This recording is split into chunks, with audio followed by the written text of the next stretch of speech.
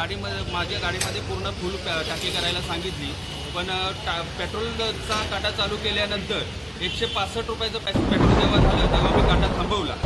त्यानंतर मी सांगितलं की मला गाडीमधलं पेट्रोल चेक करायचं आहे, की माझ्या गाडीमध्ये पहिलं अर्धा लिटर पेट्रोल होतं आणि त्यानंतर तुमचं 165चं जवळजवळ 3 लिटर पेट्रोल पाहिजे. पण 3 लिटर पेट्रोल न येता चेक केल्यानंतर गाडीमध्ये एवढंच पेट्रोल मिळालं, ते अर्धा लिटरच्या आसपास आहे.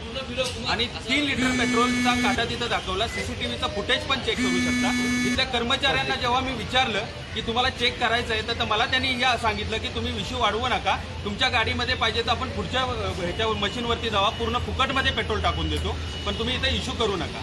पण हे पब्लिकच्या बाबतीत असंच घडत गेलं, तर आज मी गप्प बसलो तर सगळ्या पब्लिकला असंच फसवलं जाईल. तर ह्याच्यावर कारवाई झाली पाहिजे असं मला वाटतं. आणि आत्ताच पोलीस स्टेशनला कंप्लेंट केले, पोलीस त्या आरोपीला घेऊन गेले आणि त्यासाठी सगळ्यांनी एकत्र येण्याची गरज आहे. कोपरखैरणे डीमार्टच्या पुढच्या पेट्रोल पंपावरती हा इश्यू झाला.